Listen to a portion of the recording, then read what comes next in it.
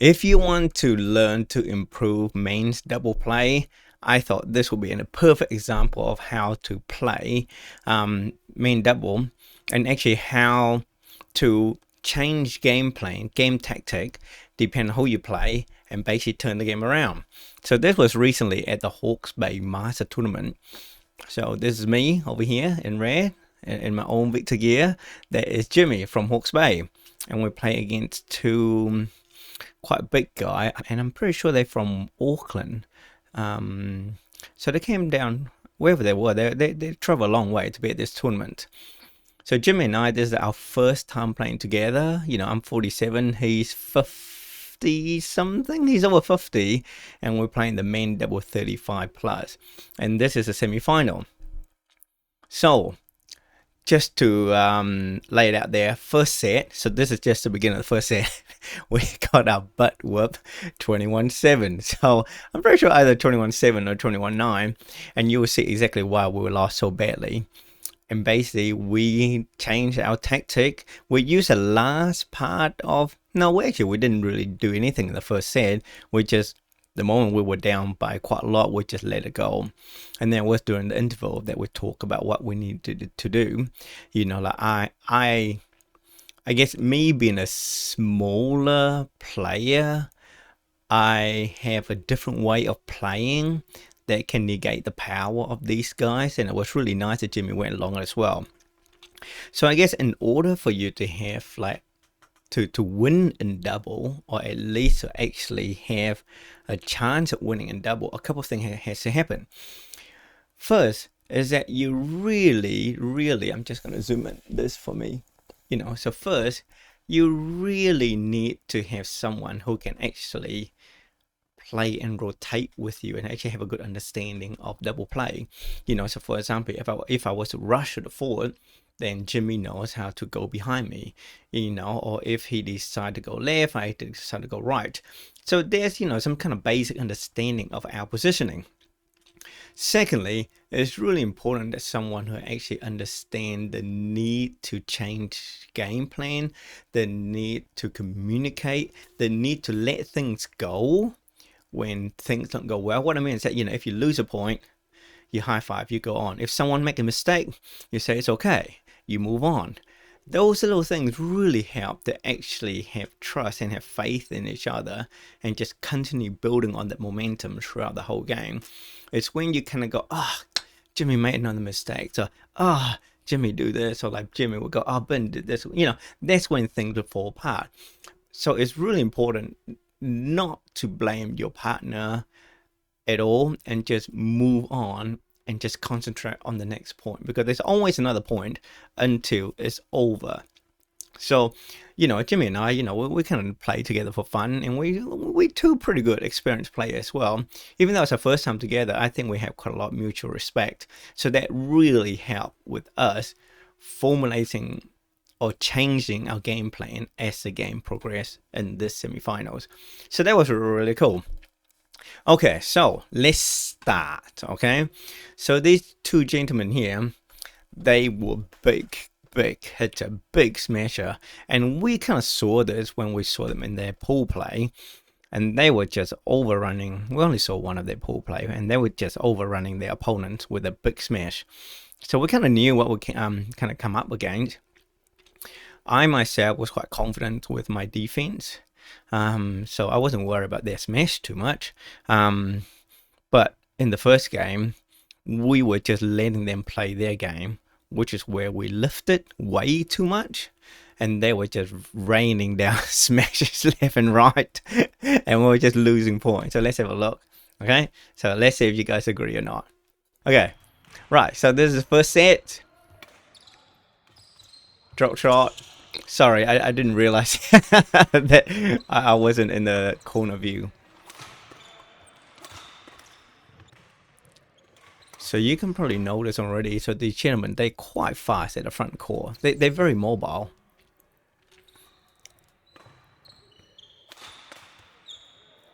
You know, really strong, powerful smash. Both of them can smash really well. So as you find at the game, they target Jimmy quite a lot for their smash, and it does work very, very well. This here, I just want to show you this example. There's one smash, second smash by me, third smash. I knew that the shuttle was too low, but I was just too aggressive. And that's one of the problem with aggressive play. You have to know when you have to pull out. After I hit that shot, I was so annoyed with myself. I kind of go, oh, I should just touch a shot and just get that lift and just smash again. So that third smash that came through was too low. I was coming in too fast, and I knew it was going into the net before I even hit it. So I should have pulled out. So that was my mistake.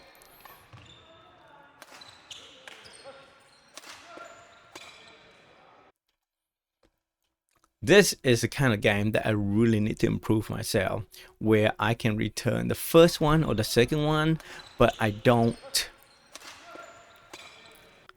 I don't know if you notice. So after I hit that first smash, see how so before the smash came in, hang on, where is it? I'm in my backhand grip. I'm in my backhand thumb grip. Backhand thumb grip, nice and easy. But you see how I'm switch immediately over to the forehand?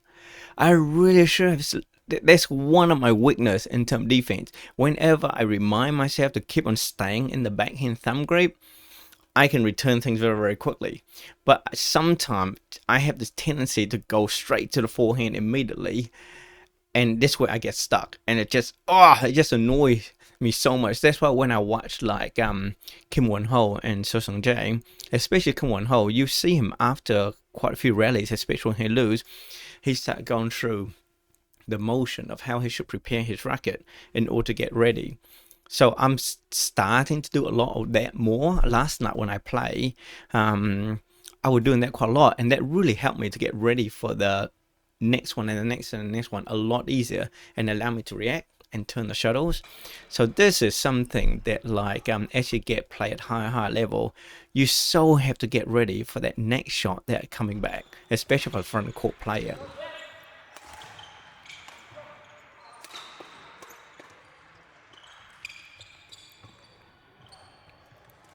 Okay.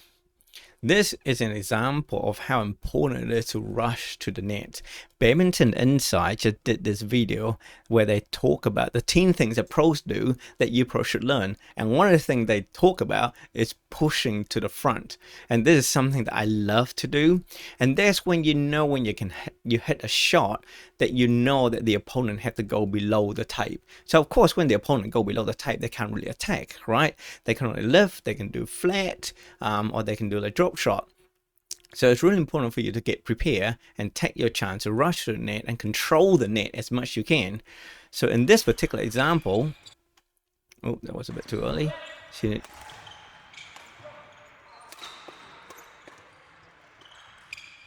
I could see that the blue person was heading for the backhand, and I was ready for that shot. And because I was rushing forward, I was able to take that net shot quite high, right? And with that bit of spin, that was enough to force that lift to go out the court. And of course, when I rush forward, Jimmy knows he has to cover from behind me as well. So that's why it's really good, actually, for me anyway, to know that someone, they don't have to be fast or anything, but knowing that they are aware of their responsibility when I do my job, which is to rush to the front and control that net. And when I have someone like that, I'm way more confident to actually to play my game.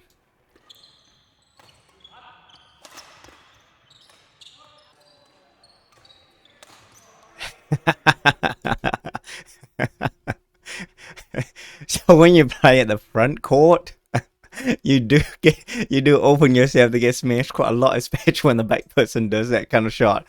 So when you back person, you have to know, you have to be aware of the opponent front court player. Often when they hit the shot to the back like that, the opponent should be side by side. But when they stay front and back and you do a soft shot, that's when someone like me get hit. So, yes, I get that quite a lot. Ah, that's just too soft. That was it out.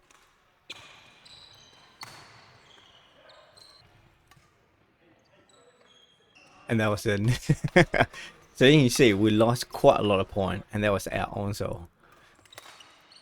Ah, nice. So there is, you know, there's a big difference between like us level and to the light of Kim Won Ho, right? So that kind of shot there. See, I am not in the backhand grip as much, right? And as you can see, my hand was too close to my body to able to get ready for that. Secondly, I just didn't react. I didn't bounce when that the blue person hit. So there was no way I could get ready. And that's why my swing was so big. And if you can watch, like, you know, last night in the main double final, you know, the Korean pairs, as well as the Indonesian pair as well, their racket was constantly out. They were constantly prepared. They didn't take any shot for granted. They knew every shot was important. So, I mean, that's a big difference there. Out. Got some easy point. That was a mistake on my part. I was just too slow. Coming back.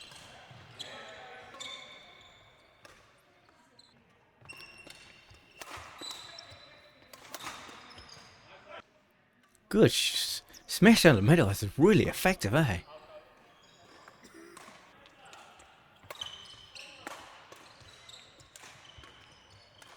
Oh, great shot. So, as you can see, that was first set. That was so quick. 2 minutes something. Okay, second set. So, what did we change from the first set to the second set? They smashed because we lifted. We were playing too aggressive, and we were basically feeding the shuttle to their exact style of play. So we're gonna go, what's the best way to actually stop people from smashing? It's so easy. You just don't give them the lift. So with players who tend to be aggressive, they win a lot of points off their power game. Big smash, fast drive. And so what happened is that, like, when they don't suddenly find that, oh, we can't win points anymore because there's no smash, there's no love, we don't know what to do. And what you find is that often those players tend to make a lot of unforced errors because they don't know what to do with shuttle that has no speed, no height, and suddenly they have to lift themselves. So and it's not part of their game. You see, like, so Jimmy and I decided to go, okay, let's not play that kind of game. Let's do a lot more softer shot, a lot more drops, and a lot more mid-court soft push.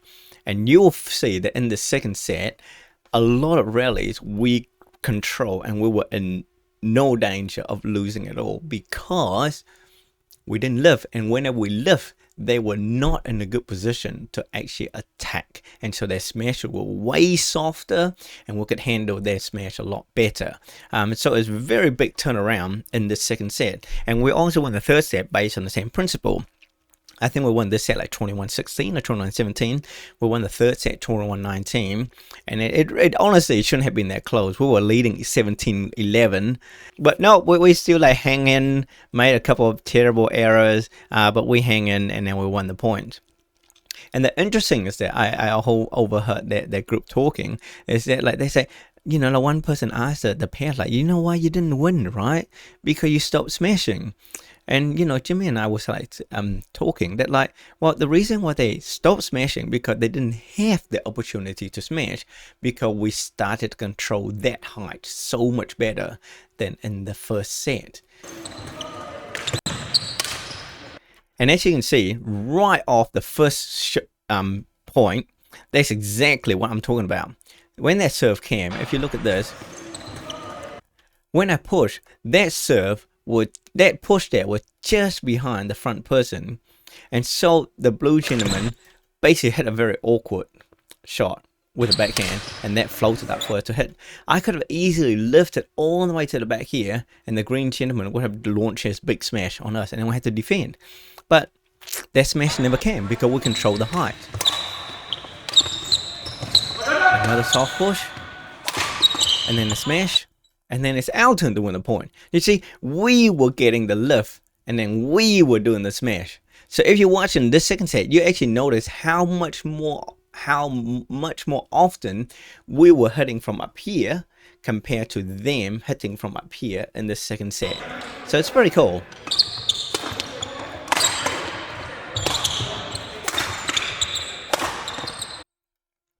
Yeah, so, and when I love defending this kind of smash, you know, massive open court, just block it over. I would have rushed to that net if they had done a soft shot back. But yeah, Jimmy J had to do a big, a smash, just enough to allow me to be in the front court to do my job.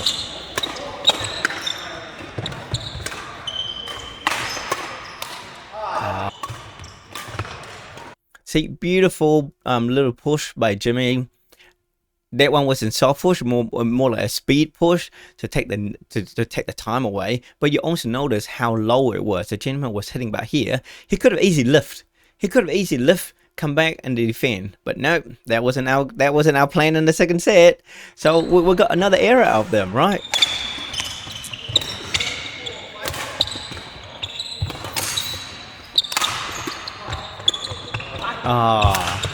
That was nearly a good point. Okay, so in this game here, as you can see, the serve cam, you know, like, there was just so much gap in the front court. That's why I did a little soft block, but I really should have done a better job of actually hitting overhand rather than the backhand, because that forced that smash, and then we were in trouble.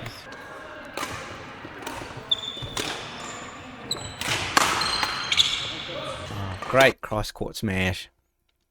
And you know, when it comes to high hand level, and especially when you face again like a big smasher, look at my footwork. Look at this. It's not even wide. I look so lazy. My hand was way too far to the right, and that looked like almost like in the forehand grip rather than the backhand thumb grip. This poor preparation is what leads to this. Yes, so you know, like I've been watching quite a bit of like Kim Won Ho and So Sung Jae playing, especially Kim Won Ho. I love the way that he mentally goes through. If he would lose a shot like this, you would see he start going through, you know, like action that he should be doing to get ready for the next one. And I'm starting to do that a little bit more, and I find it really helpful. But yeah, good preparation makes such a big difference to how well you can return a smash. Great little flick. Another soft push, and that's out. And this is where, so as you can see here, I do a little block there. So once again, that gentleman was hitting it from below the tape. I didn't hit it very high, and I'm already rushing, right? And Jimmy was like, okay, Ben, go do your job, and he was staying back here. Yes, and I didn't have to do anything fancy. As you can see, it wasn't, you know, the shot was too good that for me to do a kill. So I was just going to do a little block shot. But the reality is that because I was flying in, the blue gentleman didn't have much time to react, and that kind of forced the error out of him. So just putting a bit of pressure on can create a lot of unforced errors. Soft lock. Right. This is exactly the perfect kind of example I'm talking about in terms of soft game against aggressive players.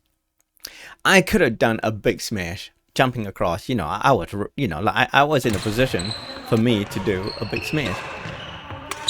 But what happened by doing this soft shot here? Jimmy is already up here. He's blocking. I'm already ready to fly across to get this shot on back here. And essentially what happens with those aggressive players who not used to the softer game, when their shot come, they kind of go, okay, this shot's in no danger. I can see courts, I can see things that I could do, but and they start to think I need to do something with this shot, which is in the middle of the court, right? They can't spin because the shot was quite far away from the net. So essentially what happened is that they were trying to do too much, and two things tend to happen. It's either they're trying to do a flat push to put me under pressure and it'll go into the net, or they're trying to go to the corner of the lines, which often will go out. And that shot of mine had no risk at all. That was always going to go over. I was always going to be in the middle, get ready for the next one. There was zero risk coming from outside. But they took all the risk by doing that shot. And of course, we got another easy point.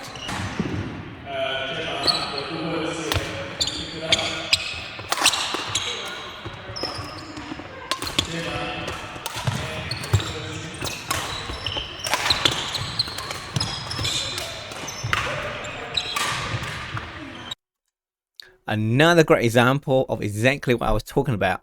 So as you could see in this rally, we were in no danger at all of losing the point. Probably the most dangerous part was this shot here. You know, like they should have done better of rushing to the net to control, to actually to do something with my backhand shot. And then honestly, that's a big difference between this game and the final. The two gentlemen, Trent and Shield, their footwork was better, their reading of the game was better as well. And that shot there, we would have been in way more trouble. And honestly, either Trent or Shield would have easily rushed to the net and really put it under pressure. But you know, this game was quite different. So yeah, soft shot, I'm ready. Look, I'm ready for the next one. Boom, and I'm ready for this one. And because I hit a couple soft shots, guess what happened? The opponents start being pulled forward. So when I did a lift, and quite often I would see this, when I do the lift, that green gentleman couldn't hit his smash. He was off balance. So of course when I hit that shot, I would do quite a semi. You know, as you could see, it wasn't a high lift to the backcourt, right? It was a very flat lift, just enough to be over the front person. But now that person now don't have the speed. He has to rush over. He has to attack from below the net. And guess what? Another unforced error. And you probably see quite a lot in this game is that we actually won a lot of points of unforced errors. Well, I would probably think we probably did, you know, we kind of forced it out there.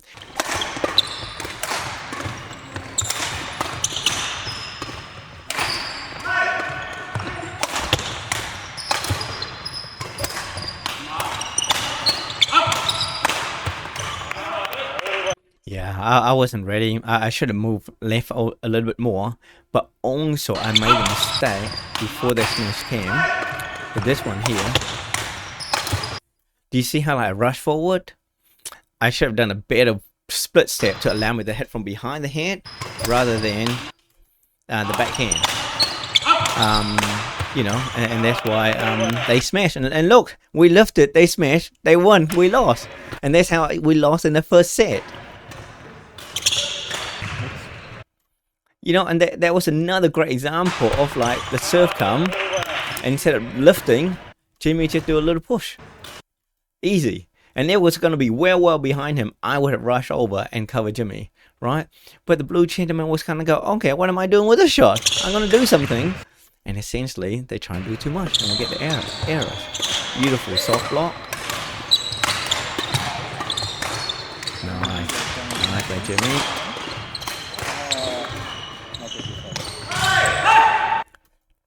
Okay, another great example of when soft play really helps. Okay, so as you can see here, great block.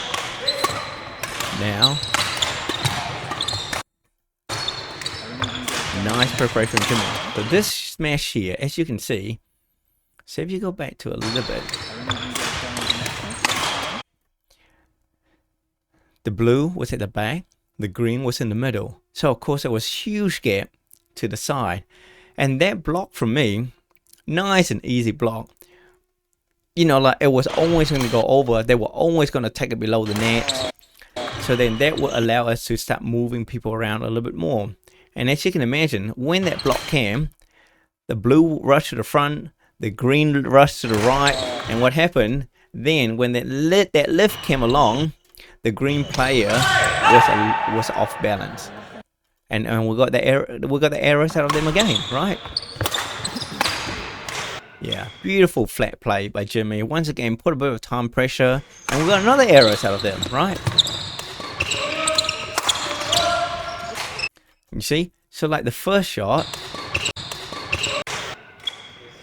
serve come, lifts. I was able to come across fast enough to hit, you know, overhand rather than backhand. And what did I do? Do a drop. And as you can see, I had more than enough time to come back and to get ready for that shot, for that lift. And then boom, finish the point.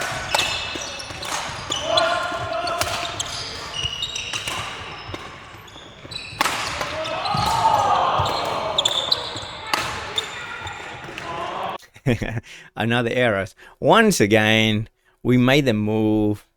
We just do soft block so the serve comes, right? As you can imagine, once again, massive amount of space at the front court. Right, Jimmy will lift, no problem. I lift here. Once again, that block was always going to go there or there. And of course, by doing that block, I was pulling both players towards that corner. As you can see, massive space to the back. And this person was being dragged off balance, dragged to the side, off balance.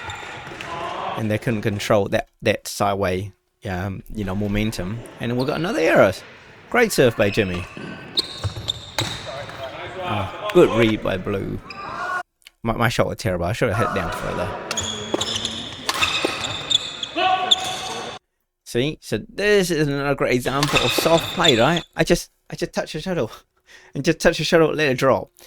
But because I was doing it such a fast interception, they couldn't react in time. Even though it was a soft shot, but it won the point. Easy. Yeah, good block by Jimmy.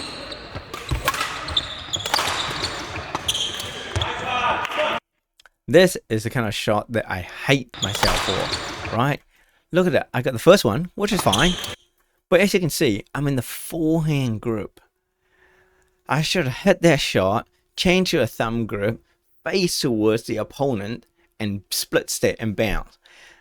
I would have got that next shot if I had done that. So after I can still remember after I did this shot and we lost a point, I immediately tried to remind myself, come on, get into the thumb grip, hit the return, get into the thumb grip, get ready. You just have to see how I just did that motion. And the reality is, you get higher and higher level, the shot keep on coming back. You have to get ready.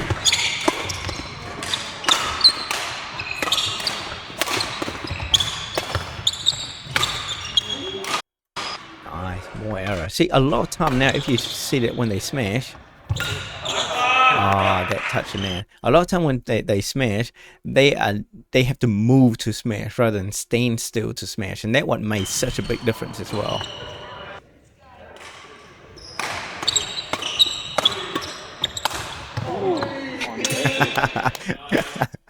Got me right in the head there. It was a very poor serve by me, though. Admittedly, that's why Jimmy got put under pressure. Look at how high that serve is. Oh my goodness. Beautiful soft block again.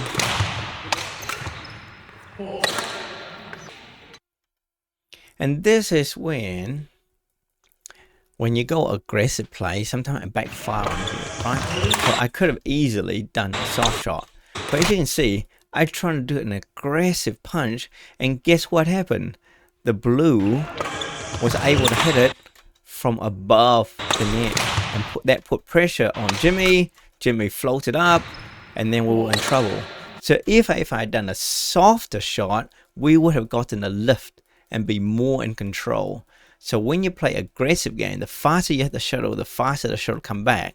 So you have to get ready, okay? Or else things like that will happen. Soft block. See how we got the lift? And then boom, we won the points, right? So great shot. We look, and I didn't have to do too much. Just come across, squeeze the racket, put pressure on them. Hey, at least I got that return. That wasn't bad. Great reaction by Blue. Nice shot.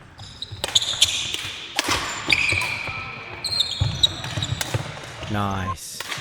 Alright, so once again, we're starting to control the net. So as you can see there,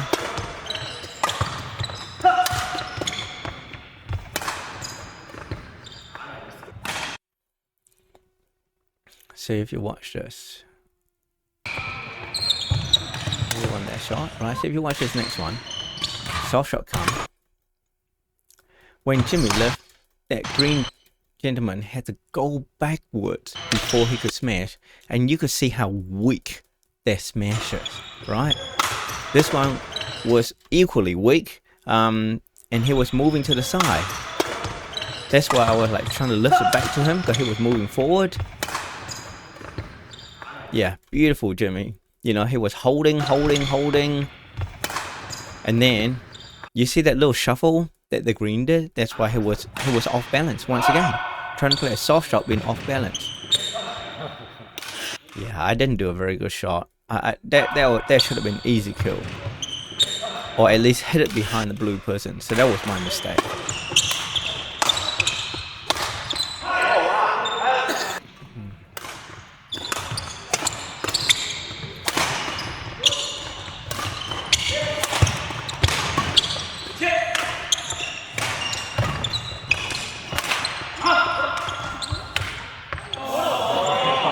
Off the frame. So as you can see, you know, it's a really nice control rally, great block by Green. So I kind of blocked to their side because everybody was like at the back or here, so there was this massive gap. So this is when I like playing with people who understand how to rotate with me. So if you watch the way that Jimmy moved, right? He's back here. He could see a block, and he could see that I'm coming over. And guess where Jimmy go? He started to go to this side. You see? And as you can see here, the moment that he hit the lift, I came across, Jimmy shift forward, and that has allowed Jimmy to able to come forward and hit that shot quite high. Even though he, you know, even though he hit like the frame, but it was that rotation that allowed him to be at the right place at the right time. So hopefully, that as you can see, there was quite a big difference between the first set and the second set. In the first set, we were just lifting all day long, and we were just getting pummeled by smashes after smashes after smashes. While the second one, most of the smashes were done when they were off balance, when they were still moving around. So the smash were much weaker. We were able to handle it a lot more.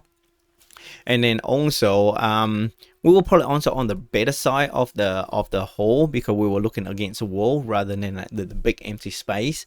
But the big thing was that we were controlling the height. We didn't feed them a lot of speed for them to play with. A couple of times when we lift, we got smashed. A couple of times when we played too fast, we lost because we were not ready for the return, you know, for the fast return. But the tactic worked really well. So hopefully this video was really helpful in terms of how you could see how soft game can be really deadly against fast aggressive players.